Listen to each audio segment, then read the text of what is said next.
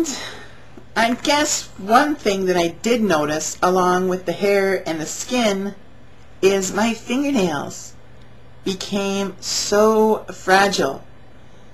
I mean, I used to be able to grow my nails pretty long and they'd look pretty attractive, but now they break all the time. And part of it is because of my job, and I know that I could probably get fake nails put on or whatever, but with my job, that's really not much to do because long nails at my job would suck. So I'm not really doing that. Perhaps when I go to Australia, since I won't be doing my job for a month, maybe I can get some nails put on then, acrylics or whatever.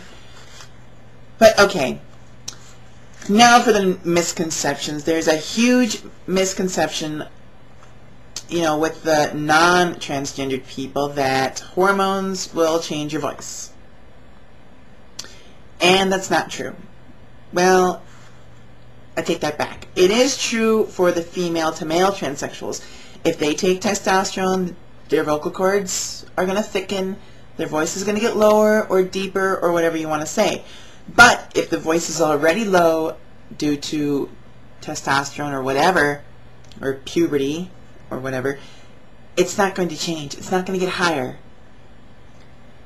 So for the male to female transsexual, the only way to get a female voice is to train it to be that way. So that can kind of suck.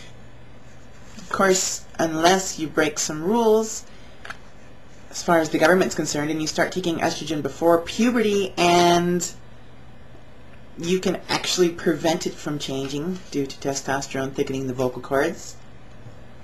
But I don't even know if that's actually legal, since the government really doesn't like people screwing with their body chemistry until after they hit puberty. So I'm sure you could probably bend some rules or somewhere along the line, but I don't know. Anyway, same thing with hair growth. If you're already getting facial hair, the estrogen's not going to stop that. I mean, you might slow it down a bit, you might make it get a little bit finer or softer or lighter, whatever, but the male to female transsexual is still going to probably have to seek some permanent hair removal, electrolysis, laser, whatever you want to choose, unless again you're lucky enough to start hormones before you get any facial hair. Now for myself, I never had much facial hair to begin with, so being on estrogen now, it's, you know, I barely have any at all. I mean, I can like not shave for days on end and no one can really tell the difference. But I still want to get some electrolysis done, and when I do get it done, it's not going to take very long to clear my face, so that's all good.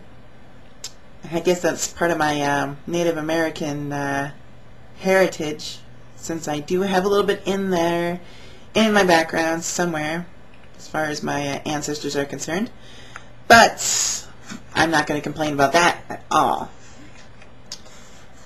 Now there also is a loss of muscle mass. Reduction in muscle mass is going to take place, but that really takes kind of a long time. Though myself, I was hoping that that would happen more immediately so I could get rid of that ugly stuff that I kind of have on my upper arms. It's muscle, but it's not really toned anymore, so it kind of looks like it's just kind of fat, and it's not. But that was all due to the forced weightlifting that I had to endure while I was playing football in high school, just to please my father, who really wanted me to. So enough said on that topic. I guess even if you took away all the feminine things that happen due to taking estrogen, take all that away, and I would take it anyway just for the emotional benefits. I mean, I know that when I went off them for my old girlfriend, I got angry so easy, and I, you know, just every other emotion besides anger and rage, I could feel it, but it was like feeling it through a fog. It was almost like, you know, I could feel it, but it wasn't what it should be. And although I hate to admit it, the testosterone in my body turned me into a real asshole.